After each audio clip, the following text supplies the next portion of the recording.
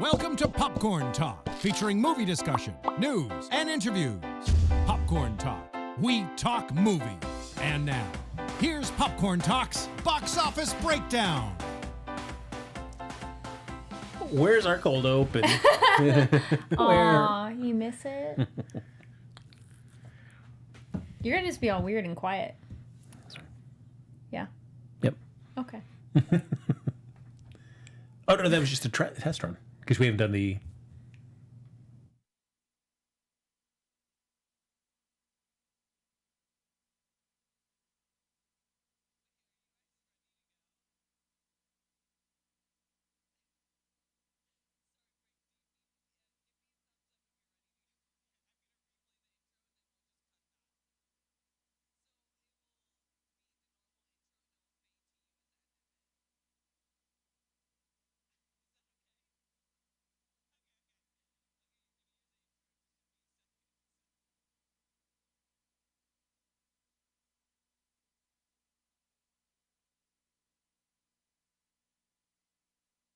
Welcome to Popcorn Talk, featuring movie discussion, news, and interviews.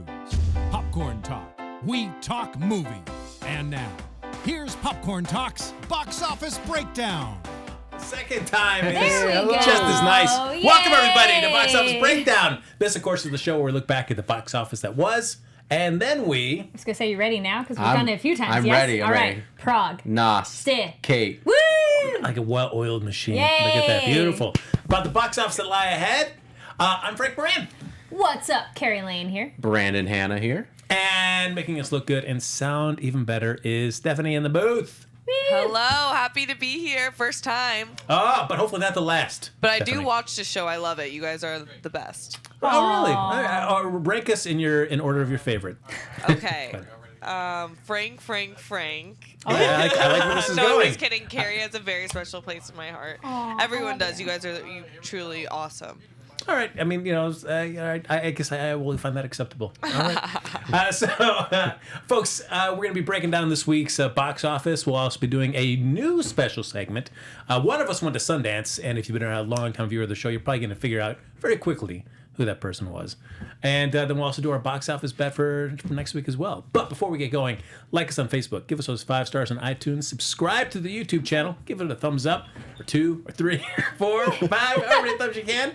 And, the chat is up and running. Woohoo! But, Carrie, if they're watching Indeed. after we stream live, what can they do? You can all comment down below.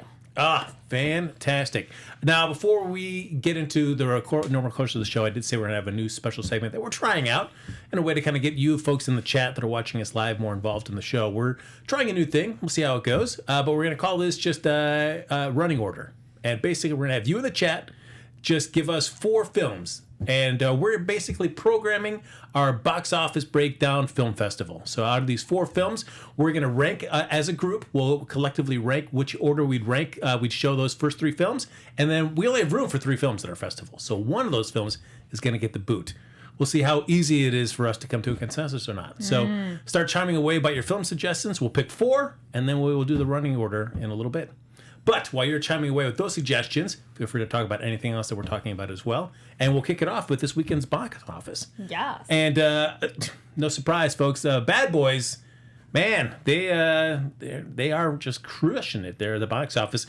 Another $17.7 million. I know Brandon's very happy. Yes, very happy. Real quick, what is one thing? Because it feels like we're almost like, I feel like it's burgeoning into a potential, if the next film does well, Bad Boys universe. What's one thing you would want to see in a Bad Boys universe film? Oh, I don't even know. You're kind of putting me on the spot here. I mean, you love your Bad Boys. I do. I'm very happy also. I think I predicted it coming in number 1 this weekend again, so I'm very happy about that. I don't know. I'll leave it up to the filmmakers to decide what's best for me. Would you want this to go in the They route haven't steered me wrong of yet. Fast and fair. Furious franchise? I don't Do you want it to think get so. more spectacle? I don't think so. The first 3 Bad Boys already kind of have the spectacle of maybe the first half of the Fast and Furious films, but I don't want to see the latter half. Ridiculous, like 5 through 9 now, where we see the most outrageous stunts. That's the best. I was gonna say I love the Fast and Furious franchise. I love it. I love it, They're but so I fun. want it to stay in the Fast and Furious All right. franchise. Okay. Coming in at number 2 is 1917 with $9.7 million. Wow, still doing good. Yeah, I guess people were talking about a potential Oscar winner for Best Picture. We'll find out next Sunday night if that's the case or not. Coming in at number 3 is Doolittle with another $7.7 million. Surprising staying power for a film that Family-friendly was film, pretty much so. panned by everybody. It was good. Oh, It's fun. Carrie, you thought Doolittle was good. It was. I did. Yep. I do. Did you see it? Yeah, it's really hard for me to think of what I liked about the movie, honestly. It's so fun. It's whimsical. If you went to that movie, seriously, a movie about a guy who talks to animals, I'm looking at you. all right. Folks, Just fun. 10-second tangent time with Stephanie. Stephanie, real Yes, quick. Stephanie, please tell me what did you Share your not? thoughts. What were your worst about the movie? Okay. Oh, wow. I feel like Robert Downey Jr.'s voice was dubbed the entire time. I hated his accent. Did you know it's based on a real person? Yes. Okay. I just feel like it was so bad, Carrie, that I'm sorry. And then also the villain wasn't a villain. Like, there was no stakes at all. And I didn't think any of the voices matched the animals other than one of them. I forget which one because I forgot the entire movie. I think it's yeah. Okay. I don't know. Yeah. That's how I feel. I'm sorry, guys. I've heard, but Jason Mantzoukas is, what is he, a fly or mosquito or something like that? Oh yeah, he's a fly. Fly? I've heard that was a good match. No wait. Yeah. Yeah, there was Dragonfly. a few. Dragonfly. There was a few that were spot on, but a lot of them didn't sell me that Didn't much. work for you? Yeah. I thought All they were right. fine. But Look at that. I like it. Stephanie coming in hot. Yeah, it's coming okay. in hot. That's what I like. Coming in at number 4 is one of our new films for the week, was Gretel and Hansel, $6.1 million. Wait, that's number 4? That's number 4. Yes. Not great. Carrie, you've seen this I film. did see it. Were you excited about seeing this film? I don't think I even saw a trailer. Just like horror. Okay, cool. Sounds good. I'm probably there. Well, you were definitely there. Yeah. And as you all know, if you watch this, it's really hard for me to not like a movie. This one was it's weird. I didn't dislike it, but there wasn't really much that made me like it. On the rating, I gave it a 2.5 out of 5 of 3's yeah, that was good. So this is more and but forewarning, going into it, don't necessarily take my opinion that it was bad, but just know it's super slow. The pacing is The Witch slow. So I think some people weren't really ready for that. I didn't see the trailer, so I couldn't say if that changed it. But there were 2 groups of people that left during the movie, and it was kind of funny at that point. So that was the solidarity of people in the movie, the theater. First group left, and by the staircase, that was a horrible movie. And and then we're all kind of laughing, and then the music is by Rob. And so people in front of us joke oh yeah, no, don't credit me, just put Rob. And after whew. Yeah. It has kind of weird 80s synthesizer music for a period piece film, so that didn't really work for me. I like that on Mandy. That was awesome. And Mandy's a weird movie too. But this one just felt it's way more of an indie, artsy weird. It's not super scary. So I didn't wait for it on Redbox. Or Interesting. something. I just, it's weird because I'm not oh, I hated it, but I really was well, that was that. Is that right? If anybody else saw it and really liked it, I would love to know what you liked. I just felt it was I sat there the whole time. I didn't leave. But I wouldn't leave anyways. But I was yeah, it's all right. No, that's a bummer. I've heard that it's supposed to look good. Did you find that? Yeah, it was shot there well? were some times though where the camera had that weird whoa, disjointed feel of something's happening to the character. Where a couple times that was okay, but then there were other times where you're just doing shaky camera, do shaky camera, and you're this doesn't help me. It just makes me hold still. Tripod. Something. I was yeah. All right. Coming in, running out our last film from the top 5 is The Gentleman. another $6 million. I saw this last week, I saw that too. but now I hear that you're back. Brandon, you've had a chance to check it out as well. Yeah, I Brandon, saw it this weekend. What did you think? I actually really enjoyed it. It started out kind of weird.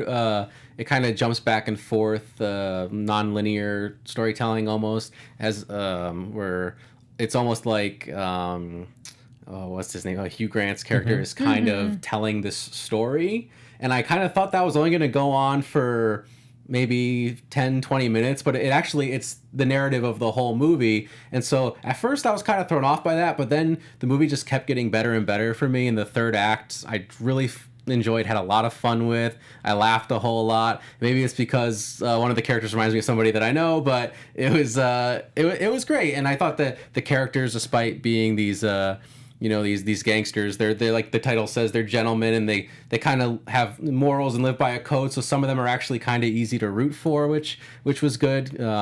So yeah, overall, I really had a lot of fun with it, and they kind of tease at maybe doing another one at the end of it, but I don't know if it's going to be doing well enough at the box office to warrant a second movie, but we'll see. Which character reminded you of Yeah, I was somebody? gonna say, well, who? Colin Farrell's character reminds me.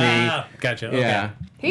I think he was one of the better. He was characters. hilarious. Yeah. Yeah. And then Hugh, I love seeing him playing a different kind of character. Yeah. Real quick, for what you said, Brendan, is I thought stylistically, I loved how Guy Ritchie kind of, as Hugh Grant's kind of breaking it down. Yeah.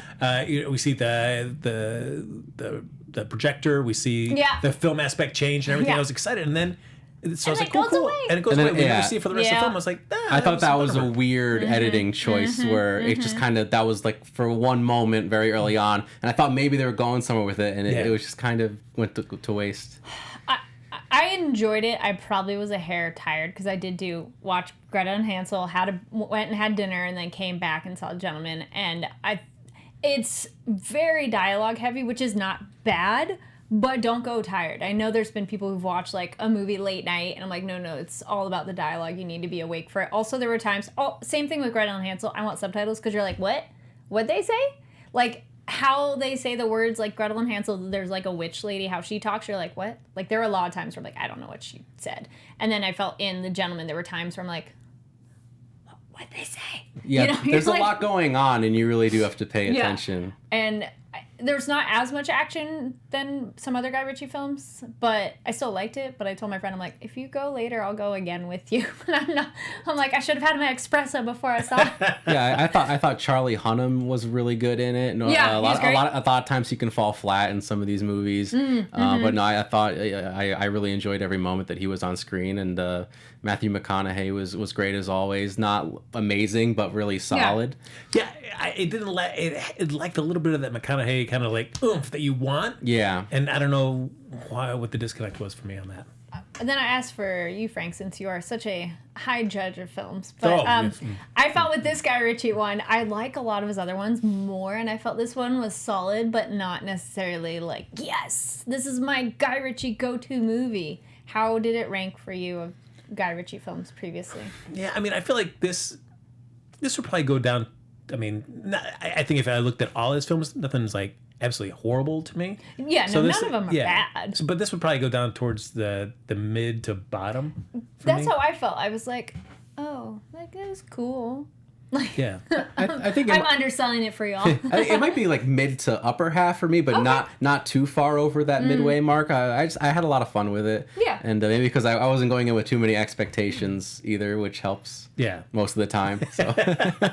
But I mean, I didn't feel like I wasted my time watching the movie, but I also felt like it was like, No. It's definitely man, like, great. it's cool. Yeah. Yeah, no, I definitely had a lot of fun with Yeah. it. So I'm not mad at that I saw it at all. So it's, Although I felt like it seemed to be a lot of like, hey, who's behind this plot? It was like, guys, come on, it's pretty obvious who's making this thing Little move. bit. Yeah.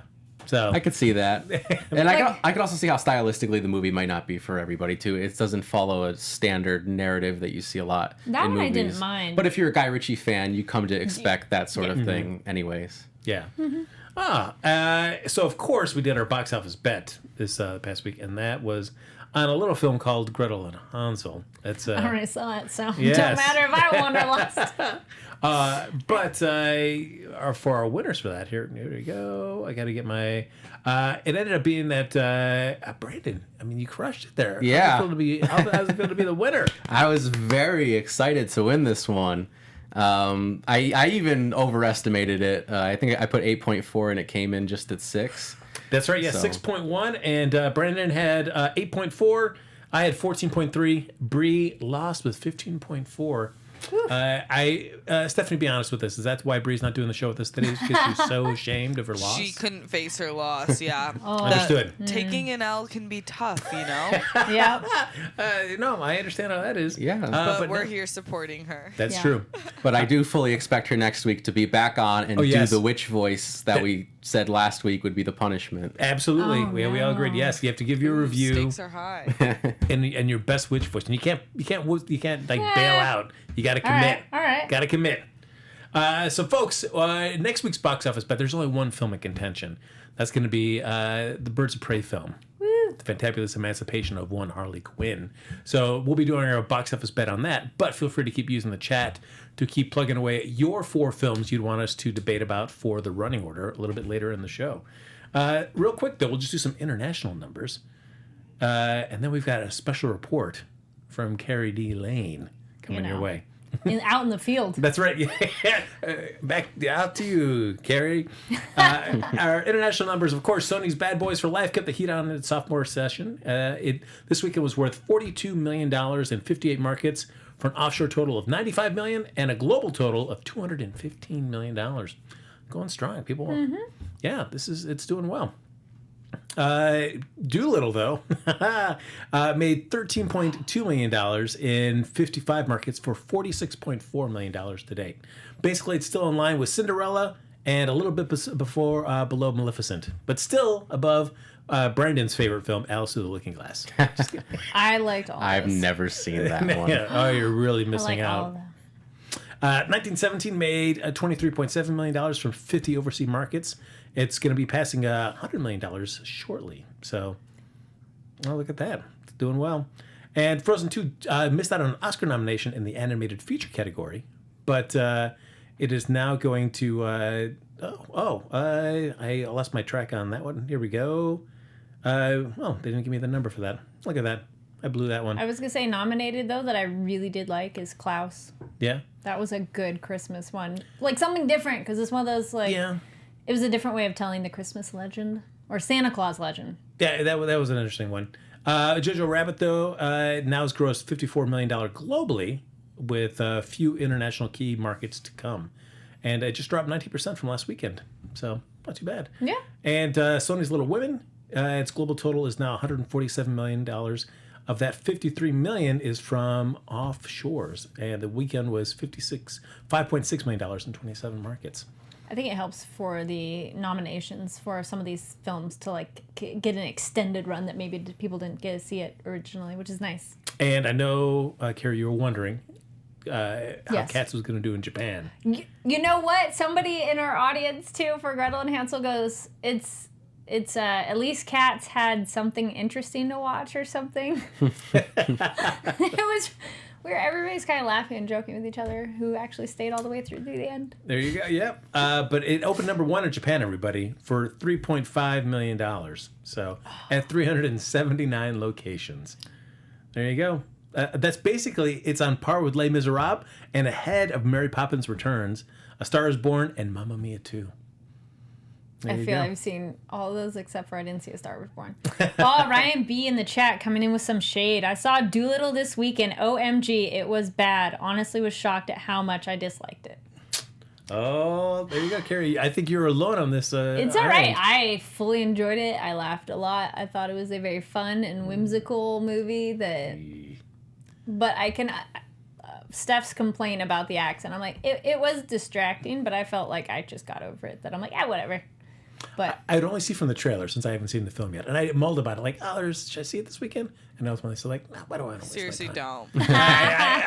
my inner Stephanie told me, like, don't do it. So I didn't. Yeah, I you're also- welcome. I also got the Dr. Dolittle book from the library, and I'm going to read that too. Oh, all right. Doing my thorough research. But when he's on the ledge, and I guess the tiger's trying to get him, and he pulls out his watch, and he's like, "A cat is just a cat," or whatever. I'm like, just that little clip. I was like, I was gonna say, I don't even know if that's in the movie. well, I can see why they I dropped it hate because it was those pretty awful. moments where it's in a trailer and it's either, there we go, leave a comment down below if there's a moment in a trailer that you loved it and it wasn't in the movie, or you hated it and it wasn't in the movie. Because I know I've had that where I loved a scene in a trailer and it wasn't in the movie, and I've had it where I hated it and I'm like, oh, that looks dumb, and then it's not in the movie anyway. Or you see it in the trailer, and the way that it's shown in the film is edited differently. So the pace of it, where it kind of lands on the trailer, is not as good as when you see it in the final film. Yeah. One that immediately pops to mind is for Avengers Infinity War, where they had that shot of all the Avengers, including the Hulk, all running together in Wakanda. And not only is that shot not in the movie, but the Hulk really isn't even in the movie past the first scene. Yep. No, that's true. That was kind of disappointing. For a great movie, it was kind of disappointing to not have that moment. But I guess I feel like he entered that fake marketing where it's like, we'll show you scenes just for the trailer that, give you at least the impression. But it does say, but I feel like at the risk of that, like you were saying, it does set you up for certain expectations where, I want to see that shot now because it's so cool looking. I remember I think it was the transporter. It's either one of Jason Statham's movies like that. Someone shoots something at him and he's like a dinner dish tray metal, and someone shoots like a rocket launcher and he like deflects it, and it looks so dumb in the trailer, and it wasn't in the movie. So I was like, why did you include it? Because it just looks so like, I don't buy it. Like, poof, I batted it away, and you're like, no. Well, speaking of Jason Statham, he is in the Fast and Furious universe.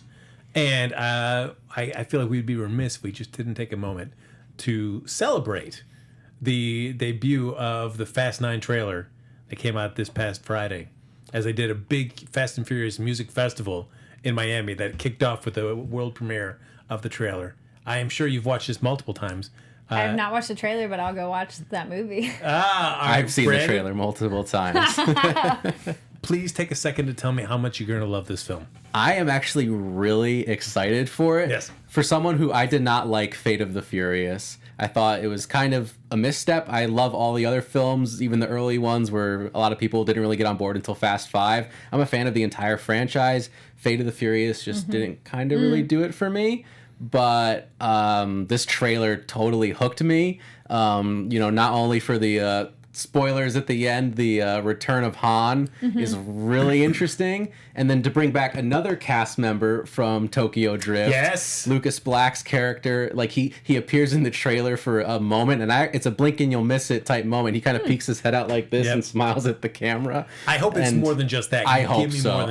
Because I'm a huge fan of Tokyo Drift and his character. I was happy he was going to be back in Furious 7, and then he was kind of only in one scene. So I really finally hope to see him part of the team and how he interacts with all the other characters that we know and love. Yes. But yeah, no, I'm super stoked for this one. And Justin Lin's coming back to direct, so I have a lot of faith in the direction of the film, because all the other ones that we all know and love were directed by Justin Lin. So I'm really excited for this one. Couple things in the chat. Michael says, Han is alive. Can we stop yelling at Shaw now? Neil says, Fast 9, physics schmizics. There you go. That is true. And then I do have a question for you. Have you seen Better Luck Tomorrow? No, I have not. It's essentially a Han prequel. Yes, I've heard that. I mean, it's not made that way, but he's kind of the same guy. And I'm like, oh, it's like a Han prequel. If you want to know what he was doing in high school and college. And that's another Justin Lin film, correct? Yeah, and a lot of people speculate that it kind of maybe is in the same universe, maybe not. No, he has the same cool kind of a car vibe, and he's like Justin Lin definitely at least plucked that character and was like, I'm putting you in Tokyo. And it's a really good movie as well, too. Yeah. What I like about it is we get John Cena. Everybody was speculating what his role is going to be. It's like, is he just going to be basically a rock stand-in? But this time we find out that Dom has got a brother we didn't know about, who just happens to be like a world-class assassin. Yeah. And all this great stuff. I'm like, all right. Ridiculous. I feel like that's something you might have mentioned ever, but what I do like is I feel like it gives it a reason for Jordana Brewster to be involved in the sequel as well. Yes, happy to see her back as well. Because I feel like just the way her character being with Paul Walker's character, it kind of at least for this last film, you could understand why she wasn't involved. Yeah. But this gives it a perfect reason of why Brian could be with the kids watching them while she wants, this is my brother, I got to figure out what the deal is, while she could be still involved in the action this time. So I thought that was a really smart move of the filmmakers to be able to figure out a way to get her included and not seem like it was forcing anything. Yeah. So I'm down for that. Yeah, definitely. And I'm just keep bringing characters back, even back from the dead. That'll get really crazy with it. No body, no proof. I always joke, I want to see a cyborg version of Jesse come back from the first movie. I want to see Carter Verone get out of jail. Like, let's do this. Yes. All right, I'm going to ask you, because you haven't seen it yet, Carrie, so No. I'll have to I'll save hear it for your later. judgment later. Brandon, which Charlize Theron hairstyle do you like better? Oh. I think I'll go with the one from this trailer. Okay. I like it. It's a very bowl cut-esque, so to speak, instead of the dreadlocks that she had going on last film. Right. Okay, Yes. we'll see. Because I agree with you, Brendan. I felt like, as much as I love Kurt Russell, I didn't mind his addition, but the Scott Eastwood, he was no Paul Walker. And I felt like his character just never really clicked in with the rest of the world for Fate of the Furious. So I was like, I'm glad that they seem to have stepped away from that. Yeah, and it also does seem like kind of bit of a retcon where, like, and there was that hashtag Justice for Han, because we see, Shaw being part of the family now, but he killed Han, so now they're bringing him back, and of course they put on you see the text in the trailer, Justice is coming, it's on a poster, it's totally ridiculous, but I'm 100% on board.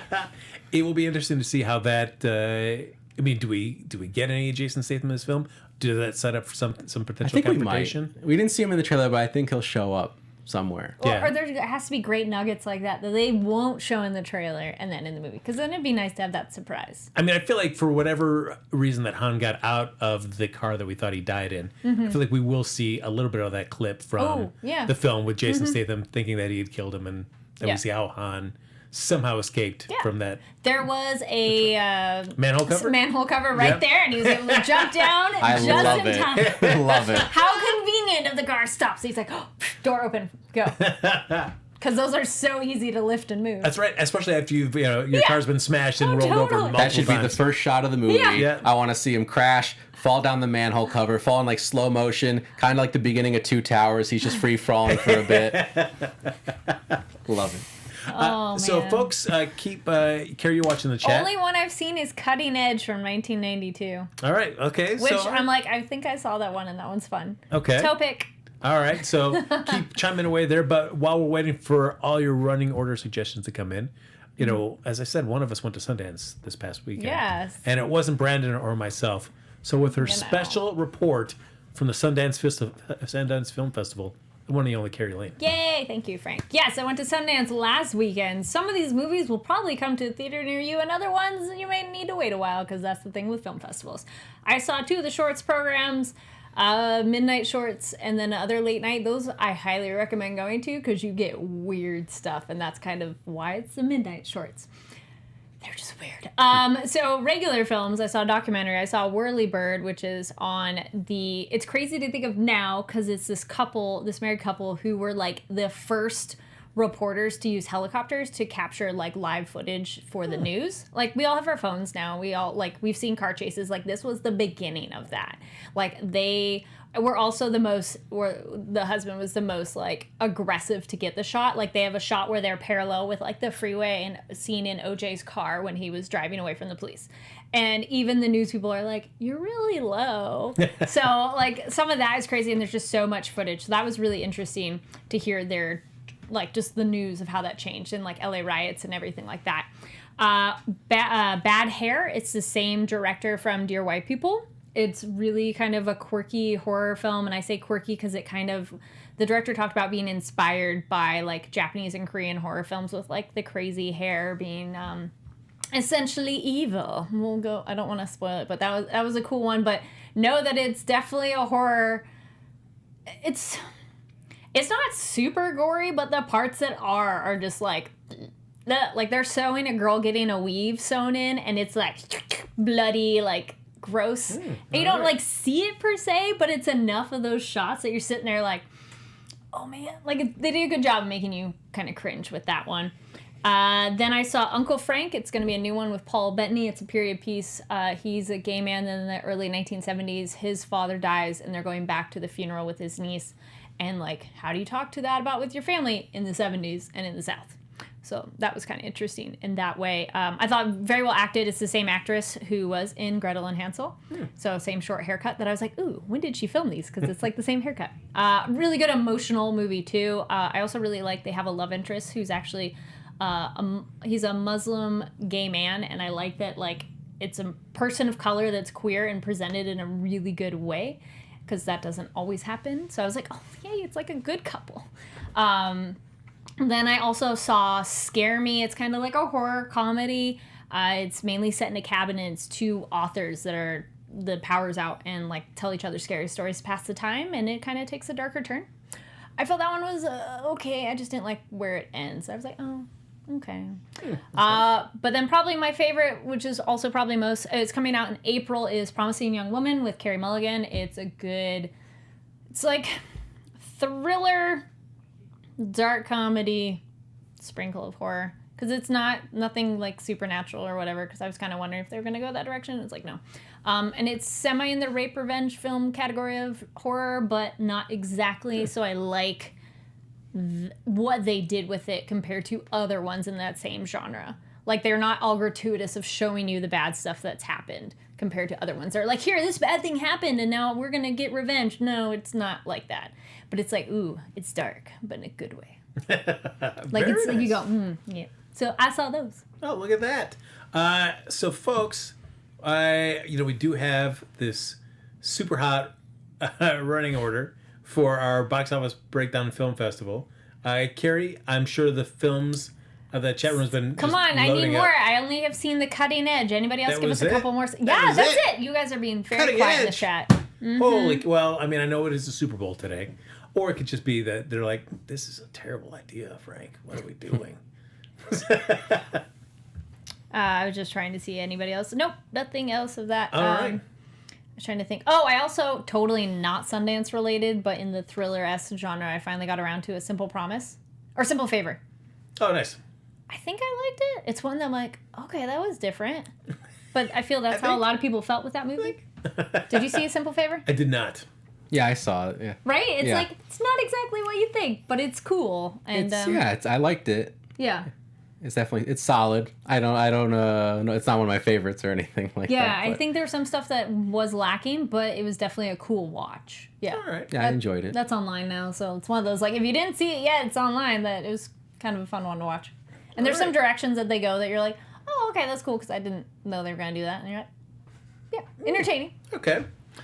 So, folks, we'll see if some more come in here. But in the meantime, we're waiting for more to come in. Why don't we do our next week's top 5 predictions here? Yes. Birds of Prey, number 1. Kari, I think you're going out on a limb. I don't know about this one. Hey, now, okay, wait. Can we say some social media dirt that people are saying that I'm like, what? So somebody posted a picture, and it's one of those you didn't really want to retweet them because you didn't want to give them credit for saying it. But they're like, oh, these girls aren't even sexy. And they, nope, they did not last long on Twitter. Everyone's like, excuse me? And also it's, if you look at the picture, you're like, no, they're all very attractive. And what are you talking about? They're just not wearing your typical, maybe what you're thinking of outfits. Or there's a segment that was being shared online where Harley passes, I think to Canary, a hair tie. And I'm like, yes, thank you. This is the thing in movies that the girls have their hair long, flowing, or men. Yeah. And you're just like, no, I don't buy it. So it's the characters that have their hair pulled back. And I'm like, yes, that makes sense. Like Tomb Raider, it's that French braid, ponytail. Come on, even in The Witcher, he has his hair half up, half down. Legolas in the, Yeah. Yep. Look at that. That franchise. So just saying. So that was another fun one being shared around. Someone's like, this is when you can tell it's written and directed by a woman. So I think we can all agree that's going to be number 1. Do we have any reason to doubt that? Now you're thinking it's going to be number 1? Well, I mean, out of Bad Boys for Life, as much as it's been out for a while. Is, true. Okay. Going into a 4th week, I still think as much as people love it, something new is going to. I mean, it's only 17 million this week, so I don't think. I think, however good Birds of Prey may be, Stephanie, did you see Birds of Prey along with Ryan? No, I couldn't. Oh. Yeah. Are you excited? Yes. Hell yes. See? What? That's right up my alley. Mm-hmm. And all of them are hot, so I don't know what they're talking about. Now, Ryan, he came back not that enthusiastic about the movie. I know. Ryan said that there was great moments, but all in all, it wasn't put together how he would have loved, I think. But right? it's like Harley's mind. It's not all put together. Yeah. Just saying. Somebody said that as a reply, and I'm like, yeah, it's a good point. Yeah, we'll see. So I feel like we could go with Bad Boys for Life #2. Yeah. Do you think that the rest of the films in our top 5 as it stands will just stay where they're at, just bumping down by one? So we've got. I do kind of feel like everything's just going to shift down with Birds of Prey #1. Yeah. I don't think much is gonna. Which I'm super excited for it too, and I like all of the films in the DC universe for the most part. I'm one of the few people that liked Suicide Squad. And I liked it, that movie performed very well at the box office. So, and I think Margot Robbie as Harley Quinn was a big draw. So I think, all things being considered, this movie coming out in February, I think it's going to do very well. You were Brandon. I liked it too, by the way. I agree with you. We're on the same page here. Yes. Basket of issues. Ryan B in the chat says, super excited. Harley Quinn is my favorite DC character. She's not one of mine, and a little of her goes a long way with me. But I will go see this film. Well, I'm curious how this ensemble will be, because I know a little bit about some of the other characters and not a lot about most of them. So I'm like, ooh, I hope we get to see what they can do. Yeah, I mean, it'd be cool to see Huntress, Black Canary, Renee Montoya. Be cool to see those guys. And Ewan McGregor as Black Mask. Yeah. I mean, I'm you like, put Ewan McGregor in excited. anything. Is him as bad guy? I'll be excited. Yeah. Now, I will say, because Gretel and Hansel did 6.1, The Gentleman did 6 this past weekend. I feel like the results for Gretel and Hansel weren't that strong. I'm going to put The Gentleman as number 5. I think it's going to cling on over Gretel and Hansel for next year. I think so. I think I The agree. Gentleman will stay around longer than Gretel and Hansel. Also, switching the names, when I bought my ticket, the theater ticket person was like, they said it swapped, because normally you know it as Hansel and Gretel, but this one, it's because she's older and she's more the main focus, and that's why it's Gretel and Hansel. Gretel with Hansel. Pretty much, yes. So, folks, we're running out of time here for the show. So, it looks like our first try at the box office breakdown running order. Since it's a sports day, Yes. why don't we just say we'll say some top football movies? Because we got Cutting Edge, which thank you, we got one suggestion, or favorite sports ones. I mean, I guess you'd have to do. There's figure skating movies. I feel not as many, so Well, there's Blades of Glory. you know. Mighty Ducks. Remember the Titans, right? Yeah. There you go. Do we want That's to change the best. sports? Yeah. Sports. Carter. Sports. No, just do it as like a football since it's Super Bowl. Yeah, there's a lot of great Sure. football movies, like love The Replacements with Keanu Yes. Reeves Man, and yeah. Gene Hackman. That is, I feel like that is underrated, but Yeah. I enjoyed that film. It is not one that's talked about very often, but it's Yeah. very enjoyable. And, All right, so we got The Replacements. Yeah.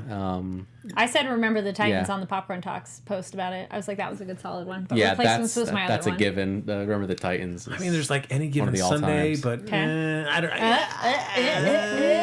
I mean, it's. I mean, then you've got North Dallas 40. Wait, we can all say one. Steph Yeah. say one, and then that's how we bump one out. So, got Replacements. Remember the Titans. If I was watching a good football movie, I will go. Longest Yard. No. No, it's the with Scott Bakula in it. Scott Bakula, Jason Bateman. He college football with. Somebody said Major League. Rudy. It's Rudy. Oh, I should have said Rudy. Rudy. Do you want to change your vote? Oh no. North Dallas 40. Yeah. Wait. Maybe I should change my vote. Can I do that? Yeah, you can change your vote. I'm changing it to Rudy. Okay. Necessary Roughness. Okay. There you go. Sorry, Replacements. but- Yeah. Oh man. Steph, do you have a favorite football movie? Wait, I think Billy Madison, right? That could count. That was golf. Oh, you mean That's golf. Waterboy? Waterboy? Waterboy. Yeah. Happy Gilmore's golf. Yeah, There you go. Waterboy. Waterboy. Waterboy was fun. That's I when he don't started know. getting into his weird voice phase. Yeah, I like that though. Michael in the chat says Wildcats with Goldie Hawn. Yeah. All right. All right, so we got 4. Yeah. Oh man. I haven't seen Necessary Roughness. I mean, if it's got Rob Schneider as your color commentator for these college football games, Scott Bakula is the old guy that still is a couple years left on his college, so they could. That's why they could pull him in as a QB who butts heads with Robert Loggia as the coach. So you got Jason Bateman. You got one time supermodel as a kicker, Kathy Ireland. So look at that. They brought out. I mean, how progressive with that film back in the mid '90s to bring out Kathy Ireland as a female field goal kicker. Come on. That's impressive. There you go. But I like the Replacements. I would probably want to watch. I'd probably watch the Replacements over any of these films. I think. But then that one got bumped out. Yeah, though. so That I got didn't bumped make out. it into the festival. So And we're, out of time. I'm bumping out Rudy. I don't care about him. Wow. Bumping out Rudy. I don't care. About You him. don't cry every time you see the ending of Rudy. I've never actually watched Rudy. Oh not a my little God. I advert haven't about seen it either. Oh, I you just know have it's to. so well You loved. have to. Killing me. Okay. That score, so good. Well, thank you everybody in the chat for throwing in titles. I think it was maybe we should give a prompt, a theme or a genre or a sports team, something. And There you go. everybody was very responsive to that. And then thank you very much for the cutting edge, at least beforehand. Yes. So there you guys. I said it's a work in progress, folks. Look at it. We're building it We're together. playing with it. But folks, of course, one thing we're not playing around with is when it comes to bet time. Oh yeah, we gotta Because hurry it is up our with box that. office bet. Birds of Prey. Super excited. know. Stephanie, would you like to get in on the betting action? Or do you feel like you want to I'm not going to be around, guys. I don't want to get involved. Can I go last? Sure. Or do you go at this? I Well, just go- don't. You're supposed to I'm have not your very- number locked in, and then we all share. But we can't see you, so you could cheat. You could. True that. Okay, I'll participate. I'm just gonna guess I'm not very good at this. Patrick in the chat said doors. never seen Rudy either. Oh, you gotta watch it. I feel Trust it's that me. one that I know, It's but I more than haven't just seen it. it's more than just a football movie. Okay, it's yeah, about yeah. I it's feel about it's pretty perseverance in the human spirit and achieving your dreams. All right, Brandon. Okay. Okay, I locked mine in. Locked yours in. I don't know. All right, I've got Okay. mine. All right, Steph, we'll kick it off with you. What do you got? I said 90 million. Yeah, I love it. thank you. I like it. Yes. Swinging for the fences, Steph. I applaud that. I always appreciate a big hitter. Let's go. Brandon. I might have gone too low. I don't know. I said 61.8 million. 61.8. Nice. Throwing the Close. decimals in. Oh, it might be more. I don't know. 63.5. Okay. I don't feel too bad now. 63.5. And I was being maybe a little conservative, but Yeah. I went actually with 56. Oh, okay. that's low. Okay. So I went low. I You're in the lowballed hot it. seat. Well, Neil in the chat says Birds of Prey 55. So Stardrew says 45. Emma Raygun says, "What? You guys haven't seen Rudy?" But have you seen The Replacements though? It's also very. I don't cry at the Replacements. Rudy though. is wait. a must-see, says Kevin. When Gene Hackman says, one day the man you are is going to meet the man you should be, and I hope I'm there to see it. Oh! My favorite is Yes. winners always want the ball when the game's on the line. There you go. That's it. Makes me want to run through a brick wall right now. Ooh, Nano in the chat says 75. I like it. But this is the one where I feel it's a little unpredictable. I think it's pretty easy that it could underperform, but it could Yeah. also be Damn. way up there. We'll have to see with the draw of the character of Harley Quinn. How Yeah. strong is it really? And we'll find out next week. Oscar weekend, folks. Woo. Oh, how exciting. Folks, thanks for joining us for this episode of Box Office Breakdown. As always, like us on Facebook. Give us those 5 stars on iTunes. Subscribe to the YouTube channel. Give us a thumbs up or 2, 3, 4, 5, however many you can there. And thank you, everybody, for hopping in the chat. But, Carrie, if they're watching after we stream live, what can they do? Yes, comment down below. Let us know your favorite football movie. Oh, yes. And if you want to stay in touch with any of us, even after the show's over, Stephanie, where can they find you? Oh, how sweet. At Steph Sabra. Give her all your gentleman comments Yes. and your Doolittle as well. Yes. Yes, I want both of those. Brandon? You can find me on Twitter and Instagram at BrandonHanna07, and you definitely should comment down below and tell me why you love Rudy the best. And my name is Kari Lane. You can find me online at Kari D Lane. That's KaridLane. Folks, follow me on Twitter and Instagram at HappyGoJackie. That's going to do it for this week, folks. We'll see you back here next Sunday, Oscar Sunday, for another episode of Popcorn Talk. Box Office Breakdown on Popcorn Talk. There we go. Stick the landing, Frank. Okay, I will. See you later. Go see some movies. From producers Maria Menounos, Kevin Undergaro, And the entire Popcorn Talk Network, we would like to thank you for tuning in. For questions or comments, be sure to visit popcorntalk.com. I'm Sir Richard Wentworth, and this has been a presentation of the Popcorn Talk Network.